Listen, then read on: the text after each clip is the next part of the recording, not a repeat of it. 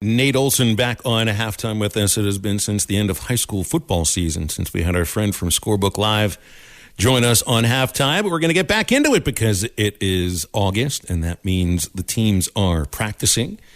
And we got Nate with us right now. Hey, Nate, happy August. How you doing? I'm doing great. It's good to hear your voice. Love listening to you doing baseball, and I commented a lot on that throughout the year and even wrote a column about one of the anecdotes you provided. But it's good to talk with you on air, too, and talk high school football. I'm ready to do that again this year. It's always one of the highlights of my week. You're the one with the anecdotes now, like a 5,000 word. Anecdotes are a little shorter than 5,000 words, I guess, but that's what you wrote on Kane Archer. Not a lot of 14-year-olds have 5,000 words dedicated to them, but this is not your average 14-year-old. Is it? No, he really isn't. And when I left him on that day in June, I joked with him and I said, for me to come 2.5 hours, I've been doing this for 25 years, and I hate to admit I've been doing it that long. It dates me, but I said, for me to drive 2.5 hours to do a story on a 14-year-old, you're special, and was joking with him, but it's really true. I mean, but watching this kind of from afar unfold last year, the scholarship offers, and read a few things about him, and I feel like he was worthy of this because of the trajectory that he is on. And, we don't know how this is going to go the next 5 years, but certainly he's put himself in a position to be one of the best players to come out of Arkansas and the best quarterbacks. He's on that trajectory. That's what the other people are saying. That's what his trainers are saying. And, Coach Chris Young at Greenwood says the next 3 years, don't know what's going to happen this year as far as playing time, but next year you've got 3 straight years to start on the varsity. That's your job, and you've got special kids around you. So he really could have a huge impact over the next couple of years. And we wanted to get on that now and tell that story because it is there's a lot of layers to it, and they did a great job of kind of letting me inside of the process. And it's a process that a lot of parents, I think, look at closely. And in our society today with youth sports, a lot of people are not afraid to spend some money to help their kids. And so I think some people are looking at this as parents saying, wow, maybe this is what we need to do. So I think it was interesting to me, and the fact that, he's in Arkansas, and I think this is a national story. So that's why I devoted so much time to this. But I think he definitely has proven to be worthy over the last couple of years and what he's done and what he potentially could do. So, Nate, you point out you drive 2.5 hours there and back to write about him and meet with him.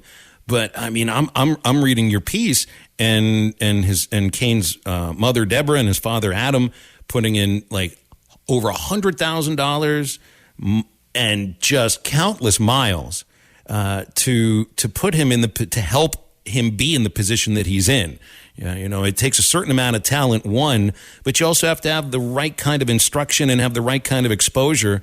And driving 4 hours to Kansas City to play for this really good youth football team that played a national schedule, and then driving 4 hours back just for practices on a daily basis, and then going out to California to be a part of Tom House's organization. There's a certain amount of dedication that you have to put into playing that position, or even a sport when you never even have to leave your hometown.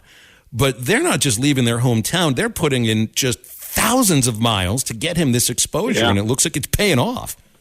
Yeah, it is. And I mean, like Adam Archer says in the story, when he was 11, it wasn't the physical prowess that he saw. It was the football IQ, the ability to read defenses, to run an offense, to do those things, and it stood out to him. And they had I mentioned it in the article. It's a key part of the article. The path that they have. When he was 11, what do you want to do in your life? I want to play football. I want to play college, and I want to play in the NFL. Okay, we can help you do that, but it's a two-way street. We're going to do everything we can to help you, but you're going to need to get up sometimes at 6 o'clock in the morning and go out and throw the football or run sprints or lift weights when you don't want to. But I'm going to prescribe this program that I have read about Then later you go to the different experts, trainers, and gurus.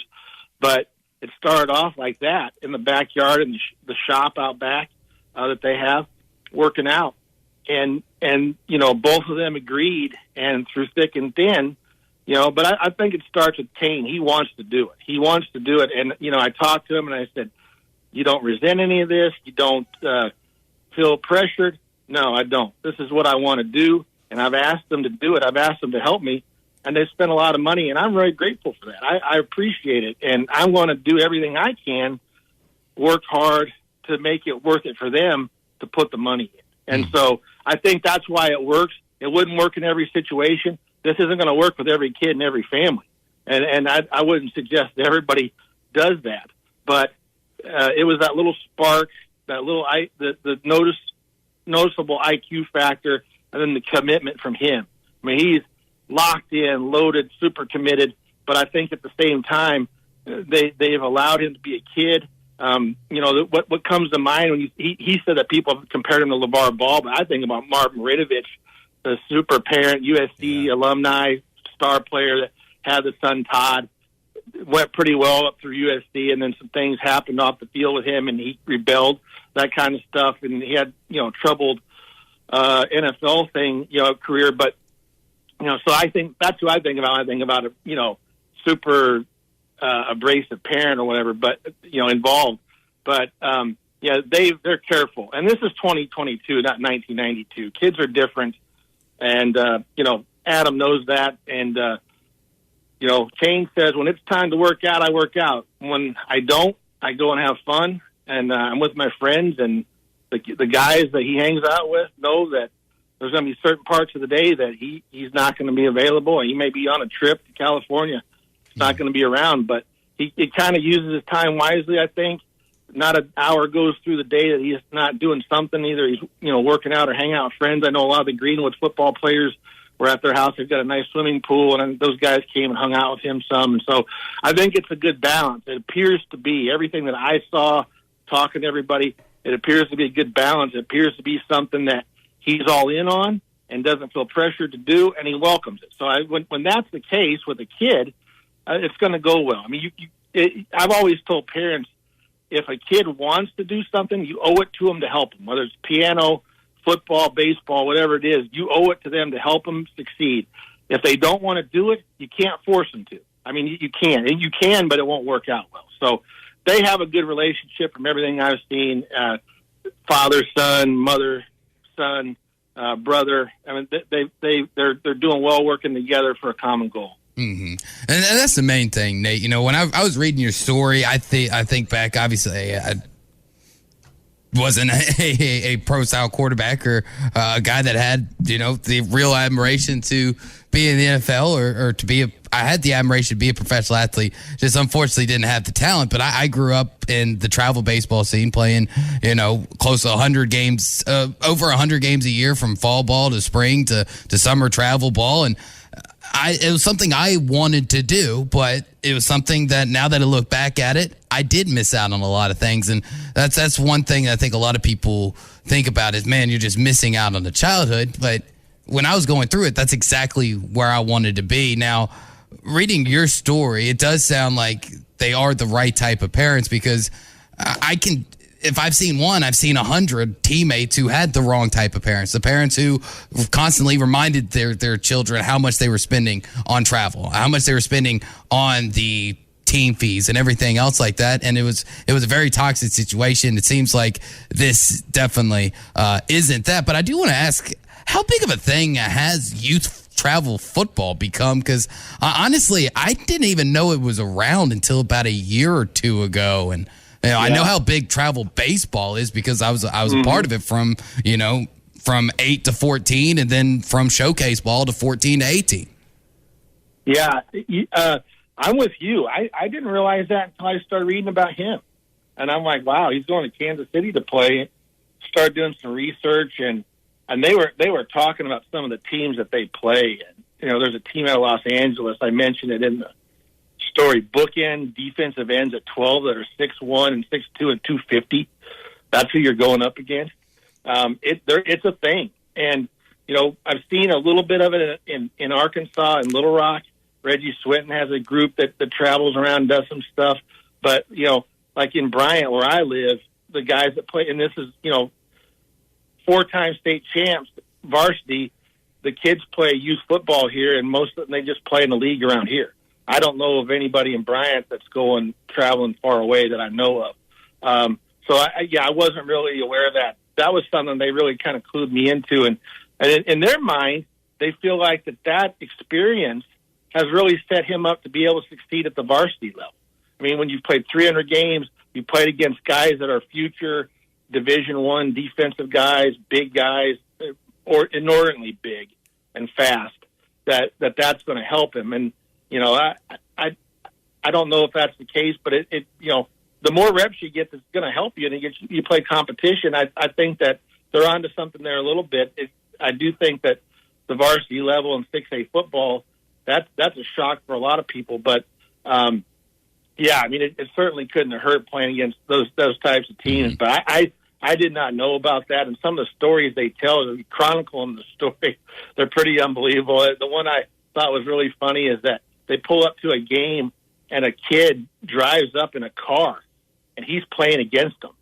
So he's 16 and they're 12, and the kid plays in the game, and they don't rule him ineligible or forfeit till the game's over.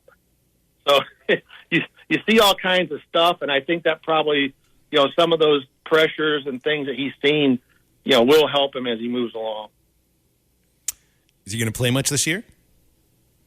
Well, Chris Young said that they will need him at some point. He understands that in 6A football, guys get banged up, and it may be for a series, it may be for a couple of games.